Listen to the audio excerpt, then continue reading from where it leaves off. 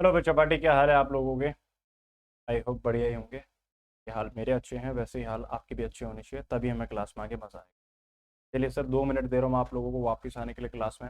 जितने भी घर के जितनी भी सरदर्दियाँ हैं, इधर उधर की जितनी भी टेंशन है, थकान है, सारा का सारा वापस लेके आ जाओ क्लास में, ठीक है। फोकस करते हैं सर क्लास में, जैसे कि हमेशा मैं बोलता हूँ, गर्लफ्रेंड क्या मानेगी, बॉयफ्रेंड क्या मानेगा, वट एवर जो भी है सब भूल जाओ। मम्मी डांटेगी, पापा डांटेंगे, खाना बनाना है, क्या करना है, सब वापस छोड़ के, दुनिया की मोह माया को छोड़ के वापस आ जाओ किसी क्लास में, हमारी क्लास में, यानी कि उमेश शर्मा की क्लास में, यानी ऑडिट की क्लास।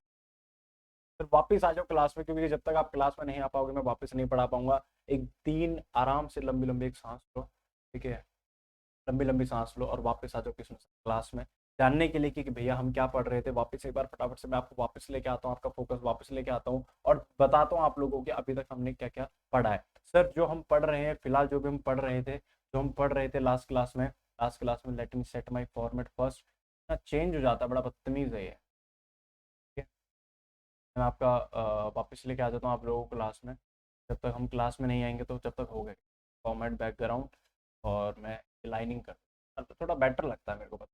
चलिए सर, सर अभी तक जो हमने पढ़ा, मैंने आप लोगों को बताया था कि भैया 3 पार्ट्स में हमारा ऑडिट डिवाइडेड है, कोर ऑडिट, कंपनी ऑडिट और आपका स्पेशल ऑडिट। तो सर हम जो पढ़ रहे थे, हम पढ़ रहे थे कि आपका सर, हम पढ़ रहे थे कि आपका कंपनी ऑडिट। सर हम क्या पढ़ रहे थे, कंपनी ऑडिट। तो सर हमने पहली क्लास में अगर मैं बात करूँ तो सबसे पहले हमने बात करी थी व्हाट इज कंपनी। सबसे पहले हमने बात करी थी क्या, व्हाट इज कंपनी। तो भैया कंपनीज एक्ट 2013 के अकॉर्डिंग, 13 के अकॉर्डिंग जो डेफिनेशन है 2 सबसेक्शन 20 के अंदर जो डेफिनेशन दी हुई थी वो क्या दिया हुआ था, कंपनी में any company which is registered under this sector और any previous company loss termed as your company, ठीक है सर। तो फिर उसके बाद हमने जाना था सर कंपनी क्या है, तो प्रोफेसर हैनी, ठीक है, not Honey, this is not Honey Singh, मैं बार बार बोलता हूँ। प्रोफेसर हैनी ने हमें बताया कि कंपनी क्या सर, एक artificial person which is created by law having some separate legal entity with perpetual succession and common seat. Sir इतना हमने पढ़ा था, बार बार मैं डिटेल में नहीं जाऊंगा, ठीक है। रिवीजन कराना है, डेफिनेशन याद करवानी हो आपको, ऐसे ही ओवर द टाइम याद हो जाएगी।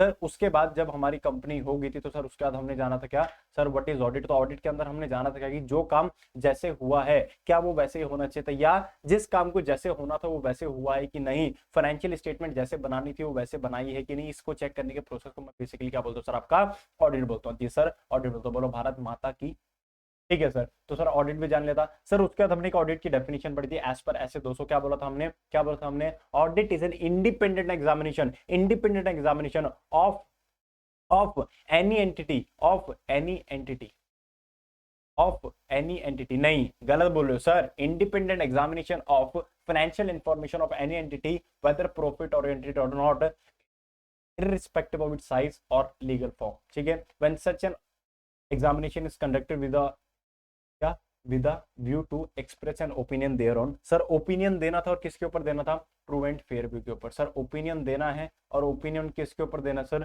ट्रू एंड फेयर व्यू के ऊपर। किसके ऊपर देना sir, true and fair view की। भैया जो जो फाइनेंशियल स्टेटमेंट है वो true and fair view present करती है या नहीं प्रेजेंट करती है। फिर सर हमने पढ़ा था व्हाट इज स्टैट्यूटरी, यानी कि जो भी लॉ ने बोला है करने के लिए तो उसको हम क्या बोलते हैं सर, आपका स्टैट्यूटरी। और स्टैट्यूटरी ऑडिट का मतलब क्या हो गया सर, लॉ ने बोला आपका ऑडिट होगा तो उसको हमने क्या बोलते हैं सर, आपका स्टैट्यूटरी ऑडिट, ठीक है सर। सर उसके बाद लास्ट क्लास में हमने एक सेक्शन स्टार्ट किया था, अगर आप लोगों को याद हो, हमने सेक्शन स्टार्ट किया था सर, सेक्शन 141। ये क्या बताता था, ये बताता सर ऑडिटर की एलिजिबिलिटी, एलिजिबिलिटी बताता था सर, उसकी क्वालिफिकेशन बताता था, अगर आप लोगों को याद हो सर, उसकी क्या बताता था, डिस्क्वालिफिकेशन बताता। याद है आप लोगों को कि नहीं है सर, याद है सर। एक बार देखो तो, एक बार फटाफट से मैं पिछली क्लास में जाऊं, अगर अगर पिछली क्लास में जाऊं एक बार फटाफट से वापस आता है, अगर आप लोगों को याद हो, अगर आप लोगों को याद हो सर, ऐसा कुछ चार्ट बनाया था एलिजिबिलिटी और क्वालिफिकेशन। क्वालिफिकेशन में हमने क्या बताया था sir, he must be a chartered accountant. Sir audit करना है तो आपको क्या बनना पड़ेगा सर, चार्टर्ड अकाउंटेंट बनना पड़ेगा। सर क्या मतलब सीए में छोड़ दे, अबे नहीं बे, जो अपना काम है वो अपना करता रहेगा, तुम अपना काम करो, ठीक है सर, चार्टर्ड अकाउंटेंट। उसके बाद सर फर्म भी कर सकते हैं but majority of the partner must be CA, मैंने आपको एग्जांपल भी दिया था, ठीक है सर। उसके बाद एक एलएलपी भी कर सकते हैं, अगर आप लोगों को याद हो, एलएलपी भी कर सकती है, ठीक है। ऑडिट एलएलपी भी कर सकते हैं बट सर साइन वही करेंगे जो चार्टर्ड अकाउंटेंट होंगे, उसकी सेवा कोई और साइन नहीं कर सकता। सर डिस्क्वालिफिकेशन हमने पढ़ी थी, डिस्क्वालिफिकेशन हमने पढ़ी थी सबसे पहले क्या सर, सर कौन नहीं हो सकता ऑडिटर, इसके अंदर हमने बात करी कौन ऑडिटर नहीं हो सकता। पहला, अगर आप एक बॉडी कॉर्पोरेट हो अदर देन एलएलपी, यानी कि सर कोई कॉर्पोरेटिव सोसाइटी या जॉइंट वेंचर हो। सर आगे आप कंपनी के क्या हो सर, ऑफिसर हो, या आप कंपनी में क्या करते हो सर, काम करते हो। या तीसरा पॉइंट क्या था सर, आप कंपनी में काम करते हो, आपका पार्टनर भी हमारा ऑडिट नहीं कर सकता, और अगर आपके अंदर कोई काम कर रहा है यानी कि एम्प्लॉय ऑफ एम्प्लॉय, तो वो भी भैया हमारा ऑडिट नहीं कर सकता। ये भी हमने लास्ट क्लास में पढ़ लिया था सर, पढ़ लिया था, बिल्कुल पढ़ लिया था। उसके बाद सर चौथा पॉइंट जो हमने पढ़ा था, डी पॉइंट जो हमने पढ़ा था, वो क्या पढ़ा था सर, ऑडिटर खुद या उसका रिलेटिव या उसका पार्टनर, सर जो हमारी वो है कंपनी है उसके अंदर शेयर यानी एनी सिक्योरिटी होल्ड नहीं कर सकता। बट इसकी एक्सेप्शन थी क्या, इसकी एक्सेप्शन थी क्या सर, रिलेटिव होल्ड कर सकता अप टू कितना सर, 1 लाख रुपए। याद है आप लोगों को, याद है सर? सर होल्डिंग किस किस में नहीं होनी चाहिए, कंपनी में, उसकी सब्सिडरी में, उसकी एसोसिएट में, या सर उसकी होल्डिंग में। ठीक है, इनमें आपका बिल्कुल भी सर वो नहीं होना चाहिए। क्या नहीं होना चाहिए सर? सिक्योरिटी। ये मैं जानबूझ के शब्द बोलता हूं ताकि आप लोग वो को समझो कि वो मैं क्या कहना चाह रहा हूं। ठीक है, अच्छा सर ये हो गया। सर उसके बाद हमने पढ़ा था क्या, is indebted in excess of 5 lakh. अगर आपने 5 लाख से ऊपर का उधार ले रखा है, ठीक है, आपने कंपनी का 5 लाख का पैसा देना, आपने या आपके रिलेटिव ने या आपके पार्टनर है, तो भी आप ऑडिटर नहीं बन सकते। ठीक है सर, या आपने गारंटी दी है, या आपके रिलेटिव ने गारंटी दी है, या आपके पार्टनर ने गारंटी दी कितने की सर, 1 लाख से ज्यादा की। ठीक है, तो भैया आप ऑडिटर नहीं बन सकते। उसके बाद बेटा हमने एक डेफिनेशन पढ़ी थी रिलेटिव की, अगर आप लोगों को याद हो, रिलेटिव की डेफिनेशन भी हमने पढ़ी थी। रिलेटिव की डेफिनेशन याद है आप लोगों को या नहीं है सर? यहाँ तो याद है आप लोगों को? सर पहला क्या पढ़ा था सर, पति पत्नी, याद है? पति पत्नी ये रहे, पति पत्नी ये रहे सर। उसके बाद क्या, you are the member of HUF, तो आप रिलेटिव्स हो। और सर उसके बाद बात करी थी मैंने प्रोपर रिलेटिव की, क्या, 2 ऊपर होंगे 2 नीचे होंगे। ऊपर कौन है सर? मेरे माई बाप यानी कि मदर और फादर, ठीक है, इंक्लूडिंग स्टेप। ठीक है, हमारे नीचे कौन होगा सर? बेटा बेटी। ठीक है, बेटा बेटी का हस्बैंड और वाइफ, ठीक है, और भाई और बहन। याद है आप लोगों को? याद है जी सर, हमें याद है। इतना हमने लास्ट क्लास में कवर कर लिया था। तो बेटा आगे इस सेक्शन को आज हमने खत्म करना है, तो जानते हैं जरा आगे का। सर इतना हम पढ़ चुके थे, ये पॉइंट हमने पढ़ लिया, ये पॉइंट हमने पढ़ लिया। सर देख लेते हैं क्या क्या पॉइंट पढ़ लिया। सर पहला पॉइंट हम पढ़ चुके हैं, दूसरा हम पढ़ चुके हैं, तीसरा हम पढ़ चुके हैं। क्या मेरा पेन, पेन पा, ठीक है, ये हम पढ़ चुके हैं सर, पढ़ चुके हैं सर। अच्छा आगे चलते हैं, आगे चलते हैं सर, आगे चलते हैं, आगे चलते हैं। सर ये हमारा जो तीसरा वाला है, तीसरे में ही हम चल रहे, तो देखते हैं तीसरे का डी पॉइंट पढ़ लिया था। ये रिलेटिव की definition, they are member of HUF, they are husband and wife, और any one person related to the other in such manner as we prescribed, और गवर्नमेंट ने प्रिस्क्राइब कर दिया कंपनीज रूल के अंदर क्या sir, father mother son, son की wife, daughter daughter का हस्बैंड, ब्रदर और सिस्टर। ठीक है, चलिए सर आगे चलते हैं, आगे देखते हैं सर ई पॉइंट क्या बोलता है। कहता है सर अ पर्सन और अ फर्म वेदर, ये समझो जरा, डायरेक्टली और indirectly has business relationship with the company or its subsidiary or its holding or associate or subsidiary of such holding company or associate company of such nature as may be prescribed।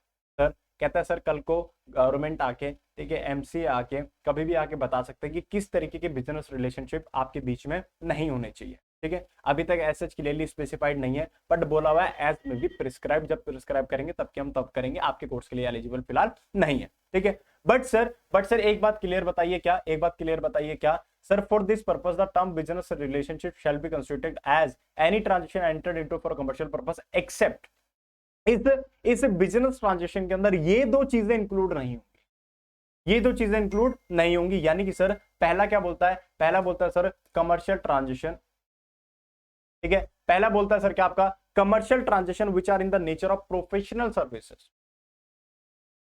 Professional services permitted to rendered by an auditor और audit form under the companies act 2013 और the chartered accountant act 1949। Sir कहता है sir जो companies act chartered accountant को जो जो facilities provide करने के लिए अलाउ करता है, या सर आपको पता है सीएस का भी अपना एक्ट है, द चार्टर्ड अकाउंटेंट एक्ट 1949, उसके अंदर जो जो सर्विसेज परमिट की गई है उसको आप बिजनेस ट्रांजेक्शन नहीं मानोगे। उसमें क्या क्या मेंशन किया वो आपको पढ़ने की जरूरत नहीं है, आपको एग्जाम के लिए इतना समझना है कि भैया जो जो कंपनीज एक्ट 2013 में परमिट किया हुआ है या चार्टर्ड अकाउंटेंट एक्ट 1949 में परमिट किया हुआ है उसको आप बिजनेस रिलेशनशिप नहीं मानोगे। क्लियर है सर? ये डायरेक्टली और इनडायरेक्टली बताओ sir, what is directly? Directly indirectly का मतलब या तो मैं खुद या मेरा पार्टनर या किसी पार्टनर के, समझ रहे हो, या रिलेटिव के थ्रू, दैट इज डायरेक्टली और इनडायरेक्टली। समझ गए कहानी? या मेरी कोई फर्म, उस फर्म के थ्रू, या मेरी फर्म की भी एक सब्सिडियरी फर्म, उसके थ्रू मैं डायरेक्टली या इनडायरेक्टली इन्वॉल्व नहीं हो सकता। आगे दूसरा क्या बोलता है sir, commercial transaction which are in the ordinary course of business if the company its arm length price like sale of product और service to the auditor as a customer. समझो सर, समझो सर, मैं for example मैं auditor हूं जियो का मैं auditor हूं sir, for example मैं जियो का ऑडिटर हूं। भाई ये बताओ मैं जियो की सिम यूज करता हूं, तो क्या जियो की सिम यूज करना छोड़ दूं? नहीं सर। अगर आप एज अ ऑर्डिनरी कस्टमर होकर बात कर रहे हो तो भैया उसको आप बिजनेस रिलेशनशिप नहीं मान सकते। मैं जियो की सिम यूज कर रहा हूं, मेरे पास 3 सिम है जियो की, तो इसका मतलब क्या मैं कल को जियो का ऑडिट नहीं कर सकता? क्या मतलब मेरे को जियो की सिम बदलनी पड़ेगी? नहीं सर, ऐसा कुछ नहीं है, आपको नहीं बदलनी है। अगर आप as a ordinary customer normal arms length business जिसे हम बोलते हैं उसमें आप कर रहे हो, तो ऑर्डिनरी कोर्स ऑफ बिजनेस चल रहा है एज अ कस्टमर डील करके, तो भैया वो अलाउड है, उसको आप बिजनेस रिलेशनशिप नहीं मानोगे। यस और नो? यस और नो? यस और नो? चलिए सर, तो ये लिख लेते हैं, ई पॉइंट लिख लेते हैं यहाँ पर हम अपना। सर चौथा जो पांचवा पॉइंट आया हमारे पास, पांचवा पॉइंट क्या है सर? पांचवा पॉइंट क्या है सर? पांचवा पॉइंट आया हमारे पास क्या? Have business relation. ठीक है, अगर उसका बिजनेस रिलेशनशिप है कंपनी के साथ तो भी वो ऑडिट।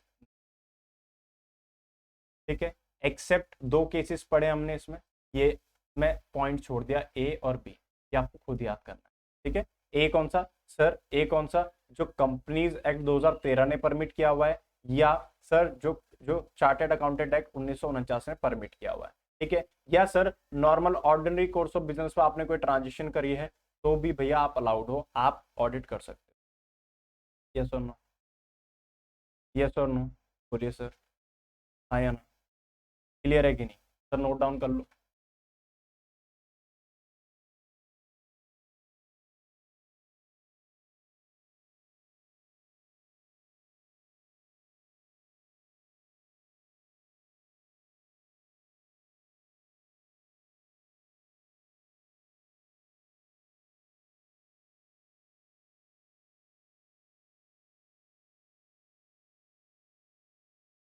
हो गया sir? Note sir, noted? Okay, आगे चलते हैं फिर। हो गया तो आगे चलते हैं सर। नेक्स्ट पॉइंट क्या बोलता है? कहता है sir, a person whose relative is a director or is in the employment of the company as a director or is in the employment of the company as a director or key managerial person। कहते हैं sir, अगर मैं हूं, ठीक है, और मेरा relative क्या है? मेरा रिलेटिव क्या है? डायरेक्टर है। की मैनेजरियल पर्सन यानी कि जिसके बिना कोई भी डिसीजन नहीं लिया जा सकता, की मैनेजरियल पर्सन है, तो भी मैं क्या सर ऑडिटर नहीं बन सकता। समझ आता है सर? समझ आता है? जी सर समझ आता है। आगे चलते हैं। कहता है सर अगला, अ person who is in the full employment elsewhere or a person or a partner of a firm holding appointment as its auditor if such person or partner is at the date of such appointment or reappointment holding appointment as auditor of more than 20 companies। क्या बोल दिया ऐसे? क्या बोल दिया ऐसे? नहीं समझ आया सर? पहली बात, अ person who is in full employment, काटना नहीं था ये, मेरे को अंडरलाइन करवाना था।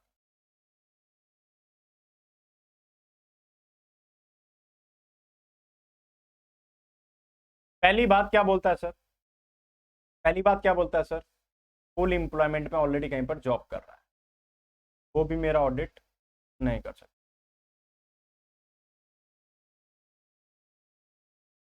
आगे क्या बोलता है, आगे समझते हैं।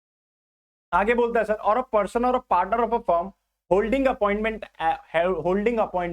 as its auditor if such person or partner is at the date of such appointment or reappointment holding appointment as auditor of more than 20 company. समझो जरा क्या कहना चाह रहा है।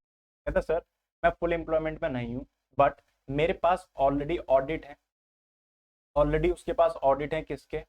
मोर देन 20 कंपनी। सर ऐसा क्यों? क्योंकि बेटा ये जो लिमिट है इसको हम सीलिंग लिमिट बोलते हैं। एक चार्टर्ड अकाउंटेंट मैक्सिमम 20 कंपनीज के ऑडिट एक टाइम पे कर सकता है, उससे ज्यादा नहीं कर सकता। ठीक है, ये एक सीलिंग है, अभी हम इसको पढ़ेंगे सेपरेटली। प्रोविजन देखो जरा, मैं देखो जरा, ये रहा, इसको हम सेपरेटली पढ़ने वाले हैं। ठीक है, देखो जरा, समझते जरा और आगे। ठीक है, कहता है सर इस 20 कंपनीज में कौन कौन इंक्लूड नहीं? आधे बच्चों को टेंशन हो गई जो सीए कर रहे होंगे, तो सर ये तो बड़ा बेकार है, बीसी कंपनी, इसे सब पैसा नहीं कमा पाएगा सी। समझो भाई उस 20 में कौन कौन इंक्लूड नहीं है वो देखो। पहला sir, then OPC, government company, small company, private companies having paid up share capital less than 100।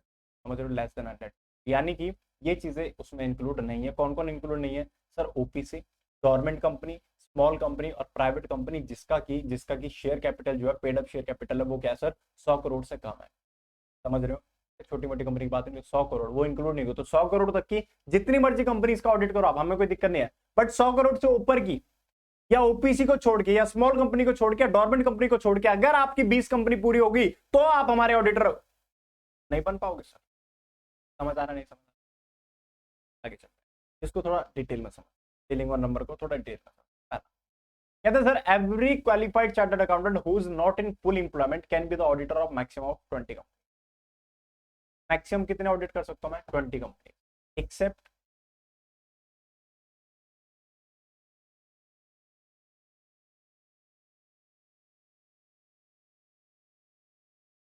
OPC,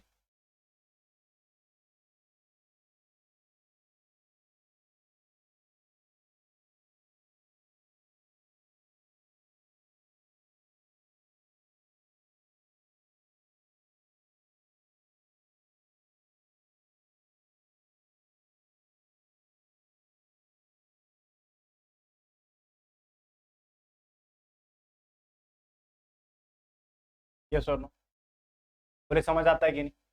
हाँ या ना, समझ आता है। अच्छा सर ये जो मैंने ये जो आपको ऐसे नोट लिखवाया ना ये वाला, इनके लिए आपने क्या करना, आपको बुक तो मिल गई होगी, नहीं मिले तो कोई नहीं अपने नोट्स में आपने क्या करना बेटा, चिट्ठियां लगानी है। सर व्हाट इज चिट्ठियां? ये पता है स्टिकी नोट्स, स्टिकी नोट्स बोलते हैं इनको, इनको मैं बोलता हूँ चिट्ठियां, चिट्ठियां कलाइयां वे, ठीक है, ये दिस इज चिट्ठियां। तो आपको क्या करना है, चिट्ठी को लगाना है यहाँ पे साइड में, इसमें लिख के आपको चिट्ठी लगानी है सर, समझ गए? तो इससे आपको पता रहेगा, ठीक है, आपको सेपरेटली नहीं लिखना पड़ेगा, लेकिन चिट्ठियां लगा के छोटे छोटे नोट्स लिखना आपने, ठीक है। 1 मिनट देना 10, गर्मी सी लग रही है। चलिए सर वापिस, चलिए समझते हैं सर। कहते हैं sir in case of partnership form the limit will be 20 companies for each individual partner. समझो जरा क्या कहना चाह रहा है, क्या कहना चाह रहा है, क्या कहना चाह रहा है, क्या कहना चाह रहा है, क्या समझो जरा। सर हमें ये क्लियर हो गया है, audit more than 20 companies except OPC, government company, small company और private limited company. Private limited कौन सी वाली? जो पेड अप शेयर कैपिटल है,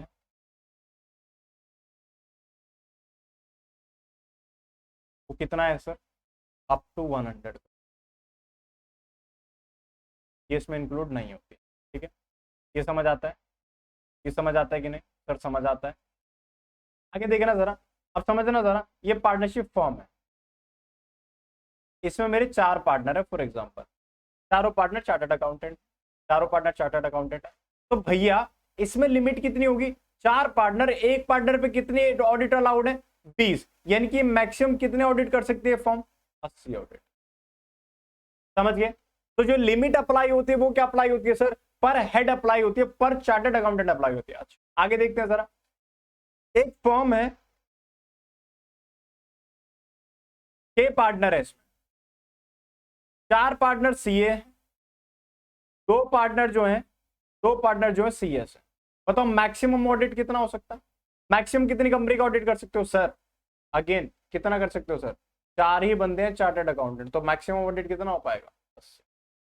नहीं तो ऐसा तो मैं दुनिया को पार्टनर बढ़ा लूंगा अपन, समझिए, और मेरे नंबर ऑफ यूनिट्स बढ़ती जाएगी, ऐसा नहीं, ठीक है। एग्जाम्पल नोट डाउन कर लो।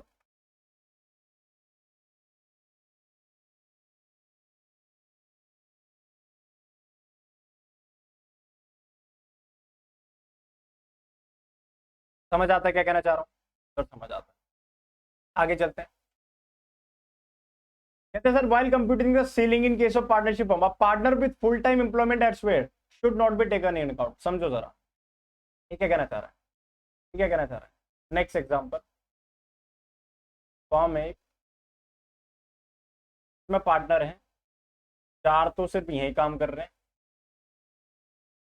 4 सीए हैं जो कि यही काम करते हैं, 2 सीए और हैं बट कि डिलॉइट में काम कर रहे हैं as a full time worker, ठीक है। और 3 पार्टनर इसमें और हैं जो कि क्या है, हमारे सीए में है, कैसे सीए में। तो भैया जब हम सीलिंग काउंट करेंगे तो किसके ऊपर काउंट करेंगे? इन वालों के ऊपर, यानी कि कितना? 20 × 4 दैट इज 80। ये बंदे क्या है, ये जो 2 बंदे ये क्या है, ये ऑलरेडी क्या है सर? फुल एम्प्लॉयमेंट में है, कहीं पर फुल टाइम एम्प्लॉयमेंट में है ये कहीं पर। तो भैया इनका जो है वो कैलकुलेट नहीं होगा, और सीएमए का तो वैसे ही कैलकुलेट नहीं होगा, हाँ या ना? क्लियर है सर? सर बिल्कुल क्लियर है। आगे चलो, आगे चलते हैं, आगे चलते हैं। कहते हैं sir if any chartered accountant is partner in a number of audit firms then all the firm together will be entitled to audit 20 companies with respect to such common partner. समझना जरा क्या कहना चाह रहा है, इस एग्जांपल को समझते हैं जरा।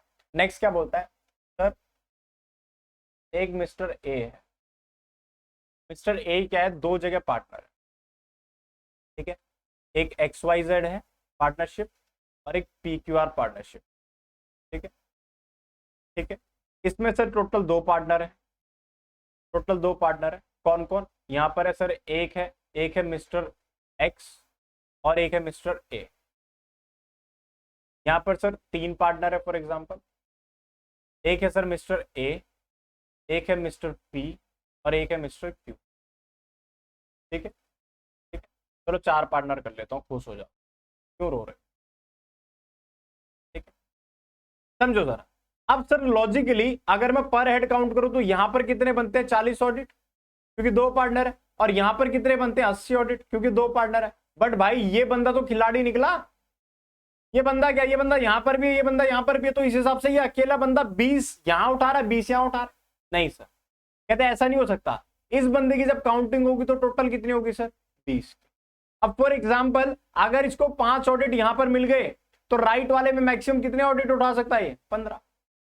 समझ गए? यानी कि ए की इंडिविजुअल लिमिट कितनी है सर? 20 की, तो 20 की रहेगी। यानी कि अगर मैं बोलूं XYZ प्लस PQR दोनों मिलके कितने ऑडिट कर सकते हैं सर? तीन पार्टनर ये हो गए लॉजिकली अलग अलग, ये रे PQR 20 40 60, 20 हो गए एक्स के और 20 हो गए किसके?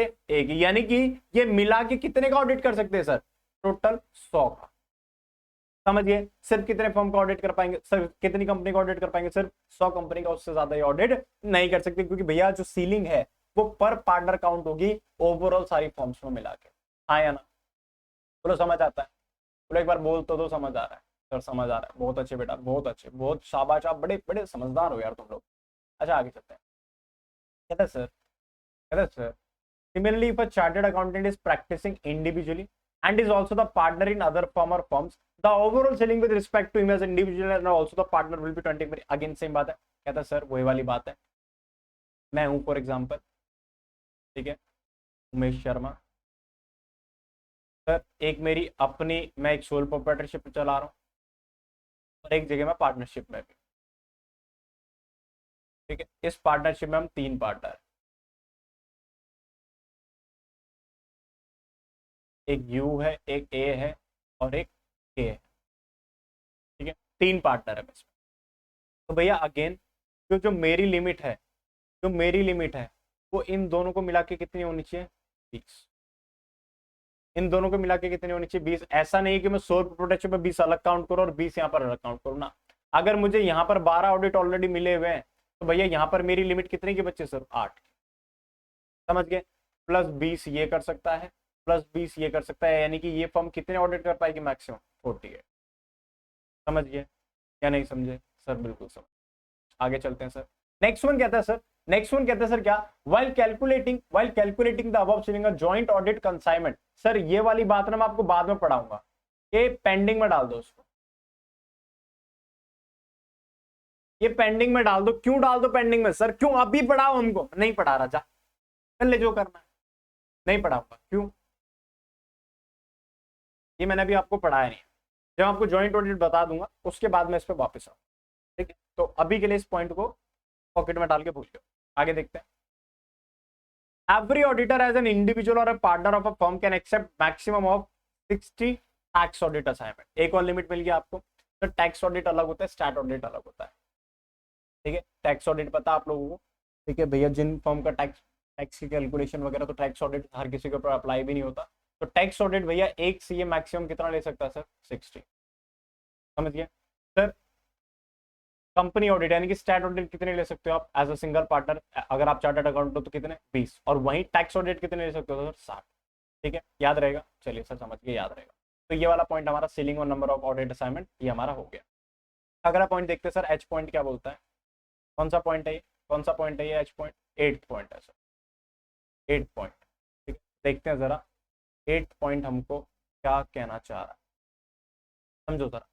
कहते sir a person person who has convicted by a code of an offense involving fraud and a period of 10 years has not elapsed from the date of such conviction. भैया आप पकड़े गए किसमें? फ्रॉड में। आपने कोई फ्रॉड करा, आप फ्रॉड में पकड़े गए, और उस फ्रॉड को पकड़े हुए, उस फ्रॉड को पकड़े हुए, करे हुए नहीं, उस फ्रॉड को पकड़े हुए 10 साल नहीं बीते, 10 years have not passed, तो भी आप ऑडिट नहीं कर सकते। देख रहे हो बेटा, तो फ्रॉड करने से बचना आप लोगों ने। समझ गए सर? समझ गए? इजी पॉइंट है आई थिंक। आगे चलते हैं, आगे चलते हैं। अ पर्सन हु डायरेक्टली और इनडायरेक्टली, देखो यहाँ पर बोला भी any person who subsidiary, associate और any other form of entity. समझ गए? यानी कि मैं खुद, मेरी कोई फर्म, मेरी कोई पार्ट, मेरी फर्म की कोई एसोसिएट फर्म या उसकी कोई जॉइंट वेंचर, या उसका जॉइंट वेंचर तो कर ही नहीं सकता, एसोसिएट फर्म या उसकी कोई सब्सिडरी या उसकी होल्डिंग, किसी के भी थ्रू, ठीक है, renders any services referred in section 144। अब मैं सेक्शन 144 पे जाऊंगा। मतलब क्या कह रहा है? कहते हैं सर अगर आप प्रोवाइडिंग सर्विसेज अंडर सेक्शन 144, अगर आप ये जो सर्विसेज सेक्शन 144 में लिखी हुई है, अगर आप ये सर्विसेज प्रोवाइड कर रहे हो, तो भी हम आपको अपना ऑडिटर शामिल नहीं कर सकते। क्या आप खुद प्रोवाइड कर? देखो इसका मैं आपको एग्जांपल बताता हूँ, बहुत बड़े एग्जांपल बताता हूँ, ठीक है। मैं आपको बताता हूँ पहले भी ये पहले अंडर सेक्शन 144 में आपको समझा देता हूँ मैं। चलो मैं आपको इनडायरेक्टली समझाता हूँ। देखो मैं आपको बताता हूँ क्या होता था। मैंने एक फॉर्म में आर्टिकलशिप, है ना, तो वहां पर क्या गेम चलता था मैं आपको बताता हूँ। मैं नाम डिस्क्लोज नहीं करूंगा, ठीक है। मैं ये भी नहीं बताऊंगा कि मैंने वहाँ आर्टिकलशिप की थी। क्या बात कर रहे, समझो जरा, तो बताता हूँ हो क्या रहा। एक PQR पार्टनरशिप थी, एक ABC पार्टनरशिप। PQR का काम था अकाउंट हैंडलिंग का, बुक कीपिंग करती थी। ये क्या करती थी? बुक कीपिंग करती, ठीक है। एक बंदा है बहुत बड़ा, ठीक है, मोटिवेशन स्पीकर है, ये बुक कीपिंग करते थे, और 100 करोड़ से पार का बंदा है, ठीक है। बुक कीपिंग करते थे कौन? PQR। PQR किस किस की थी?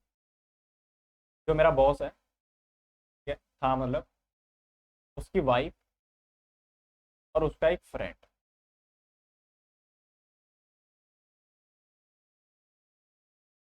ठीक है।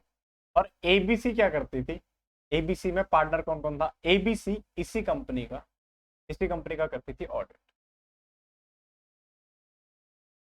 इसी कंपनी का क्या करती थी? ऑडिट। और इसमें जो पार्टनर थे वो कौन कौन थे? इसमें जो पार्टनर थे वो कौन कौन थे? फ्रेंड, फ्रेंड कौन? मेरे प्रिंसिपल का फ्रेंड, और वो खुद। ये उस टाइम पे सेक्शन नहीं आया हुआ था, ठीक है, पहले की बात बता रहा हूँ, तभी सेक्शन नहीं था, तो ऐसा चल रहा था मामला, ठीक है। तो भैया समझ रहे हो ये बंदा क्या हो गया? कॉमन हो गया दोनों में। मतलब ये हो क्या रहा है? यही बंदा अकाउंट्स बना रहा है लॉजिकली, और यही बंदा दूसरी फॉर्म में बैठ के क्या कर रहा है? उसका ऑडिट। अब जब अकाउंट्स ही मैंने बनाए हैं तो ऑडिट क्या है बात का? समझ रहे हो नहीं? तो ये चीज चली, तो गवर्नमेंट कहती है भैया हम तुम्हारे बाप हैं, ठीक है। बनाने वाले भी तो CA ही है, कहते हैं ऐसा अलाउड नहीं है। अब आप ऐसा नहीं कर सकते हो। अगर आप सर्विसेज प्रोवाइड कर रहे हो अंडर सेक्शन 144, जिसमें कि बुक कीपिंग एक ऑलरेडी मेंशन्ड है, अगर आप ये सर्विसेज प्रोवाइड करो तो आप हमारे ऑडिटर हायर नहीं हो सकते। समझिए। अब एक बारी मैं चला जाता हूँ किसके अंदर, ये हमारा खत्म हो गया। एक बारी मैं आपको समझाना चाहूंगा सेक्शन 144, ठीक है। कहते हैं sir according to section 144 of the companies act, an auditor appointed under this act shall provide to the company only such other services are approved by the board of director of the audit committee as the case may be. However, such services shall not include the following services whether rendered directly or indirectly to the company. समझो जरा,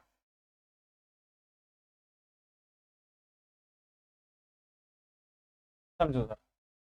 पहला क्या बोलता है sir? Accounting and book keeping का service.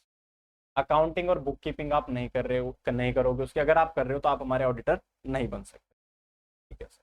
Accounting and book keeping पता है, accounts बनाते हैं। दूसरा internal audit. Sir what is internal audit? मैं आपको समझा देता हूँ इंटरनल ऑडिट क्या होता है।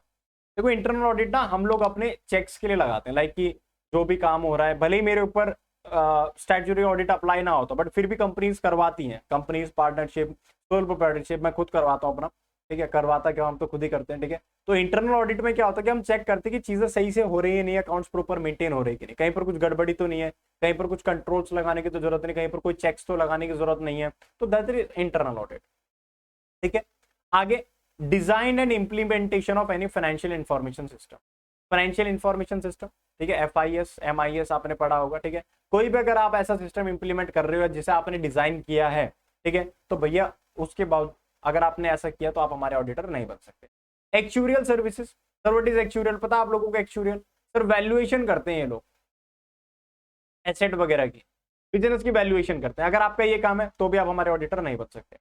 आप हमें एडवाइस देते हो रिगार्डिंग इन्वेस्टमेंट, कौन से शेयर में करे, कौन से शेयर में ना करे, कौन सी मशीन नहीं खरीदे, कौन सी मशीन नहीं ना खरीदे, तब भी आप ऑडिटर नहीं कर पाओगे। इन्वेस्टमेंट बैंकिंग सर्विसेज, ठीक है, सेम बात है, नहीं कर सकते। Rendering of outsource financial services, आज देखो क्या होता है आजकल ना, बंदे क्या करते हैं, सारी चीजें आउटसोर्स कर देते हैं। मतलब मैं नहीं करूंगा, मैं कोई अकाउंटेंट हायर नहीं करूंगा, मैं क्या करूंगा, अपनी सारी डिटेल्स जो है किसी और बंदे को भेज दूंगा और वो अपने ऑफिस में बैठे बैठे मेरे अकाउंट्स मेंटेन कर देगा। That is outsource financial services. किसी भी तरीके की हो सकती है, अकाउंट्स मेंटेन हो सकते हैं, ठीक है, कोई फाइनेंशियल सर्विसेज, कोई एडवाइजरी हो सकती है, ठीक है। मैनेजमेंट की सर्विसेज आप दे रहे हो तब भी नहीं हो सकता। Any other kind of services as may be prescribe, कल को गवर्नमेंट आके कोई 2-4 सर्विसेज और डाल देगी तो भैया वो भी हमें पढ़नी पड़ेगी। फिलहाल अभी तक ऐसा कोई सर्विसेज स्पेसिफाइड नहीं है, अभी तक कोई प्रिस्क्राइब नहीं हुआ है। तो भैया अगर आप ये सर्विसेज प्रोवाइड कर रहे हो तो हम आपको अपना ऑडिटर हायर नहीं कर सकते। यस और नो, बोले सर यस और नो। तो सेक्शन 144 क्लियर हुआ, तो एक सेक्शन और क्लियर हो गया हमारा, क्या सर, सेक्शन 144। सर अभी तक हमने कौन कौन से सेक्शन कवर करे? सर एक हमने सेक्शन कवर करा है किसका, सेक्शन 2 सबसेक्शन 20, किसका, कंपनी का, कि कंपनी की डेफिनेशन क्या है। फिर सर हमने पढ़ा क्या सर, फिर हमने पढ़ा कि SA 200 जिसके अंदर हमने ऑडिट की डेफिनेशन पढ़ी। फिर हमने पढ़ा सेक्शन 141 जिसके अंदर हमने क्या पढ़ा, एलिजिबिलिटी, क्वालिफिकेशन, डिस्क्वालिफिकेशन। फिर हमने पढ़ा था एक सेक्शन, मैंने आपको सेक्शन वो बताया नहीं क्लास में, सर सेक्शन 2 सबसेक्शन 77 रिलेटिव की डेफिनेशन, ठीक है, पढ़ लेना इसको। फिर उसके बाद हमने एक सेक्शन और पढ़ लिया, क्या सर, सेक्शन कौन सा, अभी कौन सा सेक्शन पढ़ा सर हमने, कौन सा सेक्शन पढ़ा, याद करो, 144, ठीक है। तो लॉजिकली जो कोर्स के जो दो सेक्शन है मेनली 141 और 144 हमारा हो गया ऑलमोस्ट, 141 अभी बचा हुआ है, 144 तो हमारा हो गया, ठीक है सर। आगे देखते हैं जरा क्या बोलता है, लास्ट पॉइंट क्या बोलता है, 141 का सबसेक्शन 4 क्या बोलता है। कहता है where a person appointed as an auditor of a company incurs any of the disqualification mention in subsection 144 subsection 3 after his appointment he shall vacate his office as such auditor and such vacation shall be deemed to be casual vacancy। अभी casual vacancy क्या है ये भी अगली class में हम पढ़ेंगे, मतलब आने वाली क्लासेस में। सर कैजुअल वैकेंसी बाद में डिस्कस करेंगे। अभी बेसिकली हमने क्या समझना है, ये देखो जरा मैं आपको एक बार बता दूं बेटा, ये बेयर एक्ट छपा हुआ पूरा आपका, समझो जरा कैसे पढ़ना आप लोगों ने। जैसे मैंने यहाँ पर लिखा हुआ है सेक्शन 141, ठीक है, तो ये फर्स्ट पॉइंट है, तो पता क्या है, सेक्शन 141 का सबसेक्शन 1, सेक्शन 141 का subsection 2, section 141 3A, section 141 3B, समझिए। तो इस तरीके से नोट्स बनाए हुए आपके, तो आपको सेक्शन सेपरेटली याद करने की जरूरत नहीं है, आपको देखे ना तो यहीं से आपको समझ आ जाएगी मैं कौन से सेक्शन का कौन सा सबसेक्शन पढ़ रहा हूँ, कौन सा क्लॉज पढ़ रहा हूँ, ठीक है। अच्छा ये फोर्थ पॉइंट क्या बोला, फोर्थ पॉइंट क्या बोला, जरा इसको समझते हैं जरा, कहां गया, ये रहा। कहता है सर अगर जो भी हमने अभी डिस्क्वालिफिकेशन पढ़ी, सब सेक्शन किसके अंदर पढ़ा हमने, सबसेक्शन 3 के अंदर 141(3) में जो भी हमने पढ़ा, अगर आप ऑडिटर थे और इनमें से कोई भी चीज आपके पास हो गई, लाइक फॉर एग्जांपल आपके रिलेटिव के पास शेयर आ गए 1 लाख से ज्यादा के, या आपका जो उधार है कंपनी के साथ वो 5 लाख से ज्यादा हो गया, या आपने गारंटी दे दी किसी की, तो आपको क्या करना पड़ेगा भैया, अपना एज अ ऑडिटर आपको अपनी पोजीशन क्या करनी पड़ेगी, छोड़नी पड़ेगी, या आपको करेक्टिव मेजरमेंट्स लेने पड़ेंगे, बट छोड़ना इज प्रेफर्ड, क्योंकि मेजरमेंट अप्लाई नहीं हो पाते तो भैया आपको क्या करना पड़ेगा, अपना ऑफिस छोड़ना पड़ेगा और आपकी जगह कोई नया बंदा हायर किया जाएगा। तो जब तक हायर नहीं किया जाता उस वैकेंसी को हम क्या बोल देंगे सर, कैजुअल वैकेंसी। भाई एक बंदा जाता है तो उसके लिए उसकी जगह पे वैकेंसी क्रिएट होते हैं, दूसरा बंदा आता है तो उसको हम क्या बोल देंगे, फिलहाल के लिए कैजुअल वैकेंसी। अभी कैजुअल वैकेंसी क्या है इसको भी हम आगे डिटेल में पढ़ेंगे, ठीक है सर। तो आज के लिए, आज की क्लास के लिए इतना सफिशिएंट है, मोर देन। तो एक बार फटाफट से हम रिवाइज कर लेते हैं, अगली में हम अपॉइंटमेंट वगैरह देखेंगे क्या है। एक बार फटाफट से आज की क्लास रिवाइज कर लेते हैं। सर आज हमने क्या क्या पढ़ा, सर मैं अब सिर्फ डिस्क्वालिफिकेशन वगैरह पे जा रहा हूँ, ठीक है सर। क्वालिफिकेशन एलिजिबिलिटी क्या है, you must be CA, LLP कर सकती है ऑडिट, बट ठीक है कोई फर्म कर सकती है audit, but majority of the partner क्या होने चाहिए, उसके CA होने चाहिए, ठीक है सर। सर कौन नहीं कर सकता, body corporate other than LLP। दूसरा कौन नहीं कर सकता, ऑफिसर और एम्प्लॉय ऑफ द कंपनी, या उस एम्प्लॉय का एम्प्लॉय या उस एम्प्लॉय का पार्टनर, ठीक है सर। आगे क्या था फोर्थ, मैं मेरा रिलेटिव, मेरा पार्टनर सिक्योरिटीज होल्ड कर रहा है, बट रिलेटिव होल्ड कर सकता है कितने तक, 1 लाख तक। 1 लाख से ज्यादा होल्ड करेगा तो भैया मेरे को या तो उससे सिक्योरिटी भी खुआनी पड़ेगी या तो मुझे अपनी पोजीशन छोड़नी पड़ेगी। ठीक है, किसमें? कंपनी में, उसकी होल्डिंग में, उसकी सब्सिडरी में, उसके एसोसिएट में। ये सुनना, समझ गए? अच्छा आगे चलते हैं सर। सर उसके बाद क्या था? सर मैंने उधार ले लिया कितने का? 5 लाख से ज्यादा का, या सर मैंने गारंटी दे दी कितने की? 1 लाख से ऊपर की। सर उसके बाद बिजनेस रिलेशनशिप है मेरे, बट बिजनेस रिलेशनशिप में 2 एक्सेप्शन पड़ी हमने। बिजनेस रिलेशनशिप अभी तक प्योरली क्लियर नहीं है, तो बिजनेस रिलेशनशिप में 2 एक्सेप्शन दी हुई है। क्या? पहला, भैया वो सर्विसेज आप प्रोवाइड करोगे जो कंपनी एक्ट 2013 ने बोला, या जो चार्टर्ड अकाउंटेंट एक्ट 1949 अलाउ करता है, या ऑर्डिनरी कोर्स ऑफ बिजनेस जो बाइंग परचेजिंग आप कर रहे हो, बाइंग सेलिंग आप कर रहे हो, वो अलाउड है। ठीक है सर। अच्छा सर कोई भी बंदा जो एक चार्टर्ड अकाउंटेंट है वो मैक्सिमम कितने ऑडिट कर सकता है सर? मैक्सिमम कितने कंपनी ऑडिट कर सकता है? मैक्सिमम कितने स्टैंडर्ड ऑडिट कर सकते हैं सर? 20। इस 20 में कौन इंक्लूड नहीं होगा सर? ओपीसी इंक्लूड नहीं होगी, स्मॉल कंपनी इंक्लूड नहीं होगी, गवर्नमेंट कंपनी इंक्लूड नहीं होगी, और सर कौन इंक्लूड नहीं होगा? Private company having paid up share capital of up to ₹100 crore. सुनो, यस और नो? ठीक है सर। उसके बाद सर अगर मैं फर्म की बात करूं, फर्म में 4 पार्टनर हैं, तो भैया चारों की लिमिट मिला के कितनी होगी सर? 80 की, यानी कि फर्म कितने ऑडिट कर सकते हैं सर? 80। मैंने आपको एग्जांपल भी दिया। ठीक है, आगे सर अगर एक बंदा 2 फर्म में है, एक बंदा अगर 2 फर्म में है, तो भैया उसकी जो लिमिट है वो दोनों को मिला के की जाएगी। ठीक है, दोनों को मिला के 20 काउंट होगी। सर अगर कोई बंदा फुल एम्प्लॉयमेंट में है तो उसके ऊपर ये ऑडिट की काउंटेबिलिटी एप्लीकेबल नहीं है। यस और नो?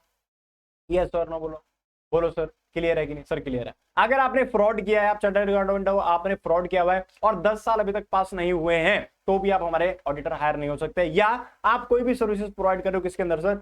Under section 144। यस और नो?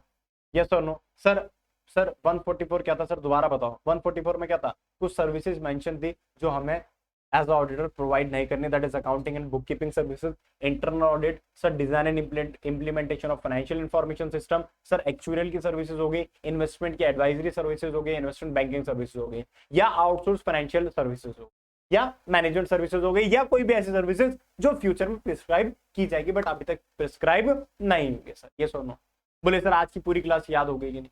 बोले सर, बोलिए सर, हाँ या ना? सर आई थिंक आज की क्लास आपको पूरी पूरी क्लियर है। तो मिलते हैं आपसे अगली क्लास में। बेटा मैंने आपको सिंपली बोला हुआ घर पे पढ़ने की जरूरत नहीं, मैं क्लास में ही सारा का सारा रिवाइज करवा दूंगा, बट जब मेरा चैप्टर खत्म हो जाएगा उसके बाद आपको इस चैप्टर का रेगुलरली घर पे रिवीजन करना है। क्योंकि अगर आप घर पे रिवीजन नहीं करोगे, मैं तो पढ़ाता हुआ जाऊंगा, मेरे को तो रिवाइज होता हुआ जाएगा, मेरे को तो याद होता हुआ जाएगा, मैं तो जितना पढ़ाऊंगा उतनी बार मेरे को याद होगा, बट बेटा जब तक खुद नहीं करोगे जब तक कुछ नहीं होगा।